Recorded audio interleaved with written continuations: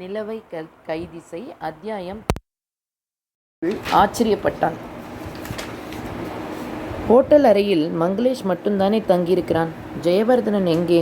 கடந்த 2 நாட்களாய் அவன் கண்ணில் படவே இல்லையே. எதிர்ப்புற ஹோட்டலில் இருந்து பைனாகுலர் வழியாக மங்களேஷ் தங்கியிருந்த அறையை கண்காணித்து கொண்டிருந்தான் அருள். மனசுக்குள் சின்னதாய் குழப்பம். சாருமதியின் வீட்டு ஃபோன் இன்னமும் அவுட் ஆஃப் ஆர்டர்லேயே இருக்கிறது. அந்த ஃபோனை அவள் சரி செய்யவும் இல்லை. டெலிகிராஃப் ஆஃபீஸிலிருந்து எனக்கு ஃபோன் பண்ணவும் இல்லை. 9 மணிக்கு ஃபோன் செய்தால் ரிசீவரை எடுக்க ஆளின்றி ரிங் போய்கொண்டே இருக்கிறது. என்னாயிற்று? குழப்பங்களோடு பைனாகுலரில் மங்களேஷை கண்காணித்து கொண்டிருந்த அருள் லேசாய் பதட்டப்பட்டான். பயல் துணிமலைகளை மடித்து சூட்கேஸில் அடுக்கி வைக்கிறான். அறையை காலி செய்கிறானா? காலி செய்துவிட்டு எங்கே போகிறான்? இங்கேயே வேறு ஏதாவது ஹோட்டலுக்கா, இல்லை இந்தியாவுக்கு பயணமா? பின்தொடர்ந்து பார்த்து விட வேண்டியதுதான். பரபரவென்று ட்ரெஸ் செய்து அறையை பூட்டி கொண்டு வெளியே வந்தான். ஹோட்டல் வாசலிலேயே டாக்ஸி ஒன்றை அமர்த்தி கொண்டு காத்திருந்தான். வெளிச்சம் மறைந்து கொண்டிருந்த மாலை நேரம் அது. அருள் மணிக்கட்டில் நேரம் பார்த்தான். 6:35. அடுத்த சில நிமிடங்களுக்குள்ளாகவே மங்களேஷ் வெளிப்பட்டு காத்திருந்த டாக்ஸியில் ஏற லக்கேஜுகள் டிக்கியில் திணிக்கப்பட்டன. டாக்ஸி நகர்ந்தது. அருள் தன்னுடைய டாக்ஸி டிரைவரின் தோலை தொட்டான். அந்த காரை ஃபாலோ பண்ணு. டாக்ஸி தொடர்ந்தது. நகரம் பூராவும் நியான் வெளிச்சத்தில் இருந்தது. திரும்பிய திசையெல்லாம் விளம்பர போர்டுகள் ஜெர்மன் எழுத்துக்களை வர்ணமாய் எழுதி அவசரமாய் எழுதியது. டிரைவர், அந்த டாக்ஸியை தவற விட்டு விட்டாதே. அவன் சிரித்தான். பயப்படாதீர்கள், அது என் பார்வையை விட்டு விலகாது. மங்களேஷ் இருந்த டாக்ஸி வேகம் எடுத்து 20 நிமிடங்களை பயணத்தில் கரைத்து நகர்ப்புற எல்லையை தாண்டியது. அருள் வியந்தான். எங்கே போகிறான் இவன்? நிஷாவின் வீட்டுக்கு போக வேண்டுமென்றால் எதிர் திசையில் அல்லவா இவன் போக வேண்டும்? அருள் யோசித்து கொண்டிருக்கும் பொழுதே மங்களேஷின் டாக்ஸி அந்த அவென்யூவின் ஓரமாய் ஒதுங்கி நின்றது. அருள் டிரைவரின் தோலை தொட்டான். இப்படியே நிறுத்துங்க. கார் மறைவாய் ஒதுங்கியது. வெயிட்டிங் போடட்டுமா?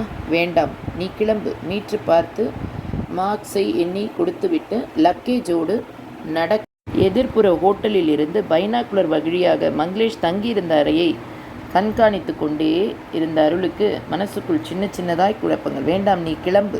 மீட்டர் பார்த்து மார்க்ஸை எண்ணி கொடுத்துவிட்டு லக்கேஜுகளோடு நடக்க ஆரம்பித்து விட்ட மங்களேஷை சாலையோர இருட்டில் பின்தொடர ஆரம்பித்தான் அருள். சிமெண்ட் ஸ்லாப்ஸ் பதித்த அந்த குறுக்கலான பாதையில் சற்று தூரம் நடந்ததுமே அந்த வீடு தென்பட்டது. தனி வீடு. வாசலில் பெயர் தெரியாத ஒரு மரம் ஆஜான பாகுவாய் வளர்ந்து கிளைகளை பரப்பியிருந்தது. மங்களேஷ் 2 சூட்கேஸுகளோடு வீட்டின் சிறிய காம்பவுண்ட் கேட்டை திறந்து கொண்டு உள்ளே போனான். அருள் சுவருக்கு பின்னால் ஒண்டிக் கொண்டான். தலையை மட்டும் மெல்ல நீட்டி எட்டி பார்த்தான். மங்களேஷ் காலிங் பெல்லை அழித்துவிட்டு காத்திருந்த கதவு திறந்தது. கதவை திறந்தவள் நிஷா. சம்பாஷணை கேட்டது. என்ன, ஹோட்டல் ரூமை காலி பண்ணிட்டீங்களா? பண்ணியாச்சு, உள்ளே வாங்க. மங்களேஷ் உள்ளே நுழைந்ததும் கதவு சாத்தப்பட்டது. அருள் இருட்டில் உட்கார்ந்தபடியே யோசித்தான். இந்த வீடு யாருடையது? நிஷாவும் மங்களேஷும் இங்கே எதற்காக வந்திருக்கிறார்கள்? இந்த கேள்விகளுக்கு பதிலை கண்டுபிடிக்க வேண்டும் என்றால் வீட்டுக்குள் நுழைவதை தவிர வேறு வழியில்லை. அருள் காம்பவுண்ட் சுவரை ஒட்டி கொட்டிருந்த இருட்டில் மெதுவாய் நடந்து வீட்டின் பின்பக்கம் வந்தான். சுவர் அவ்வளவு உயரமாக இல்லை. ஏறி குதித்தான். மெத்தென்று பரப்பியிருந்த தோட்ட மணலில் குதித்த சத்தமே கேட்கவில்லை. அரை நிமிஷ நேரம் நின்று சுற்றுப்புறத்தை கவனித்துவிட்டு மெல்ல நடந்து பின்பக்க கதவுக்கு வந்து கதவின் மேல் கையை வைத்து திறந்து கொண்டது.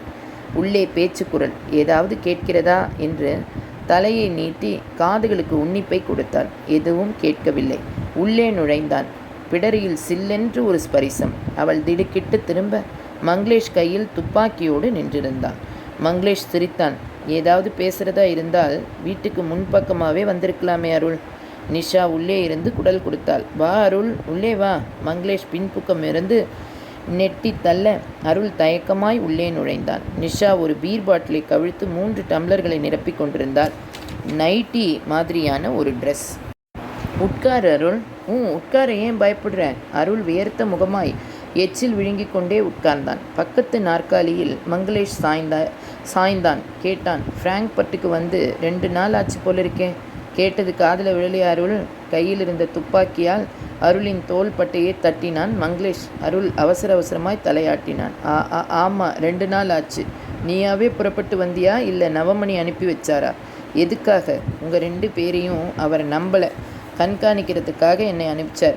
பீர் சாப்பிட்றியா? வேண்டாம். சாப்பிடு. தொண்டையெல்லாம் உலர்ந்து போயிருக்கோம். நாங்கள் கேட்கிற கேள்விகளுக்கெல்லாம் நீ தெம்பா பதில் சொல்ல வேண்டாமா? அருளுக்கு ஒரு டம்ளர் பீரை கொடுத்துவிட்டு தான் ஒன்றை எடுத்துக்கொண்டு மங்களேஷிடம் ஒன்றை நீட்டினாள் நிஷா. அருள் ஒரு வாய் குடித்து, நவமணி சொல்லித்தான் உங்களை கண்காணிக்க வந்தேன். என்னை ஒன்றும் பண்ணிடாதீங்க என்றான்.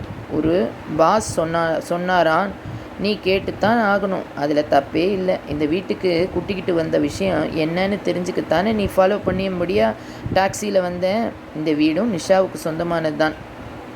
சில தனிப்பட்ட காரியங்களுக்காக நிஷா இந்த வீட்டை பயன்படுத்திக்கிட்டு இருக்கா. நிஷா டம்ளர் பீரை ஒரே மூச்சில் குடித்துவிட்டு வாயை இடது புறங்கையால் துடைத்தபடி அருளை ஏறிட்டாள். அருள், உங்ககிட்ட இப்போ சில உண்மைகளை சொல்ல போகிறோம். அந்த உண்மைகளை நீ